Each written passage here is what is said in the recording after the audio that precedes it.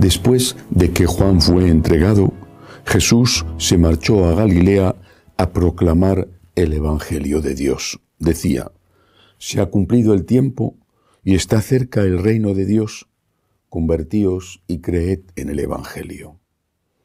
Pasando junto al mar de Galilea, vio a Simón y a Andrés, el hermano de Simón, echando las redes en el mar, pues eran pescadores. Jesús les dijo: venid en pos de mí, y os haré pescadores de hombres. Inmediatamente dejaron las redes y lo siguieron. Un poco más adelante vio a Santiago, el de Zebedeo, y a su hermano Juan, que estaban en la barca repasando las redes. A continuación los llamó, dejaron a su padre Zebedeo en la barca con los jornaleros y se marcharon en pos de él. Palabra del Señor. Gloria a ti, Señor Jesús. Este fragmento del Evangelio de San Marcos nos relata las primeras llamadas, las primeras vocaciones, las llamadas que Jesús hizo a sus apóstoles. Aparecen en este texto 4 de ellos: Simón, Andrés, es decir, San Pedro, San Andrés, San Juan y Santiago. Los 4 primeros y fundamentales. De hecho, con 3 de ellos, Pedro, Santiago y Juan, el Señor fundó el grupo que le asesoraba más de cerca, con el cual tuvo lugar la transfiguración en el monte Tabor. Lo más interesante es que ellos respondieron, dice el Evangelio, inmediatamente. ¿Por qué? Primero, era gente religiosa, naturalmente, no eran ateos. Segundo, sabemos por otros textos que eran ya, por lo menos algunos de ellos, discípulos de Juan el Bautista, y que fue el propio Juan el que les había marcado a Jesús para que le siguieran. Le había dicho que él era el Cordero de Dios que quitaba el pecado del mundo. Pero sobre todo, ellos tuvieron la certeza de que dejar lo que dejaban, tenían un oficio digno, humilde, pero un oficio. Uno de ellos, los 2 de ellos, quizá los 4, eran dueños de la barca, es decir, no eran empleados. Tenían la certeza de que dejar eso no era nada comparado con lo que adquirían. Creo que este es el punto clave de la vocación. Primero, encontrarnos con jóvenes que tengan fe. Ya es bastante difícil hoy en día. Una fe seria, una fe donde el Señor esté en el primer lugar. Una fe de amor, una fe que te haga estar dispuesto a lo que Dios te pida. Y luego ser conscientes de que por muy valioso que sea lo que dejas, por ejemplo, la familia, el trabajo, el dinero, la libertad para ir a donde quieras y gastar lo que quieras, cosas que apetecen mucho, sobre todo a ciertas edades. Bueno, pues muy importante que sea eso, lo que el Señor te ofrece es mucho mejor. El Señor no te llama a la nada, te llama al todo, no te llama al vacío, te llama a la plenitud.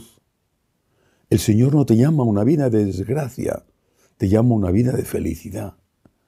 Claro que tienes que renunciar, pero en la vida siempre hay que hacer opciones que implican renuncias.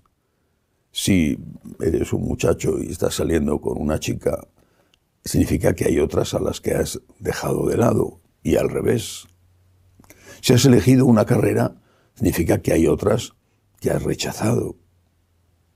En cualquier caso, hay que hacer elecciones. A veces esas elecciones implican un riesgo.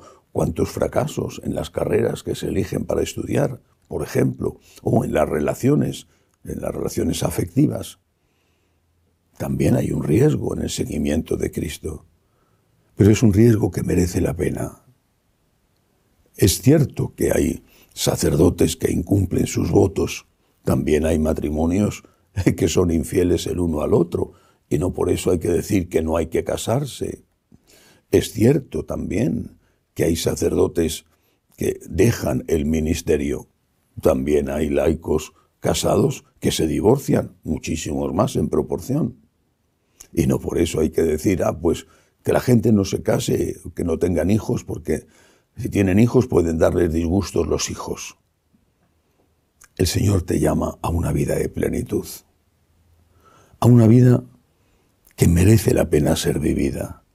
Y eso aquí en la tierra, y después está el céntuplo en el cielo. Por eso, cuando el Señor llama, no hay que tenerle miedo. No hay que tener miedo a Cristo nunca. Cristo es lo mejor que nos ha pasado en la vida. Servirle a Él, seguirle a Él, estar en compañía de Él, vivir con Él, es lo mejor que nos puede pasar.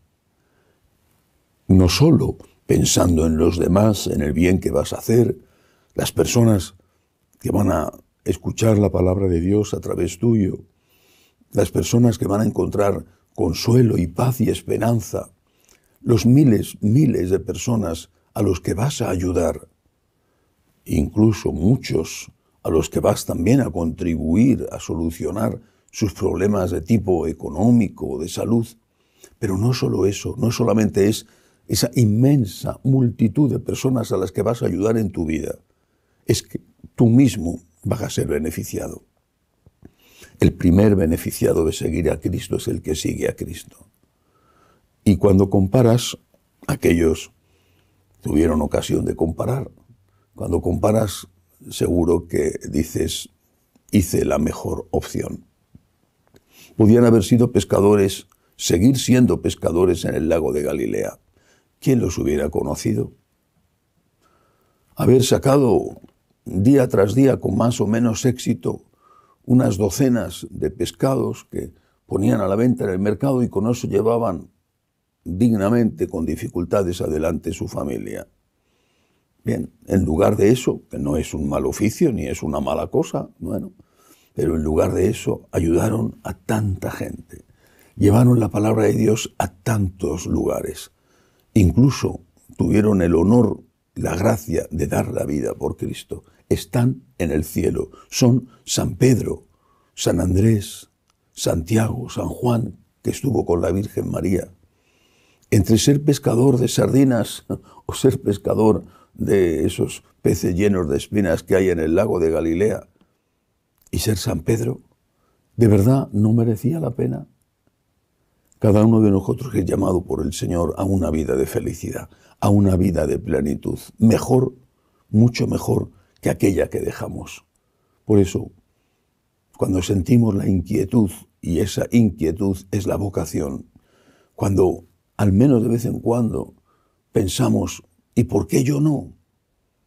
Entonces tenemos que responder inmediatamente como hicieron ellos. Aquí estoy, Señor, para hacer tu voluntad.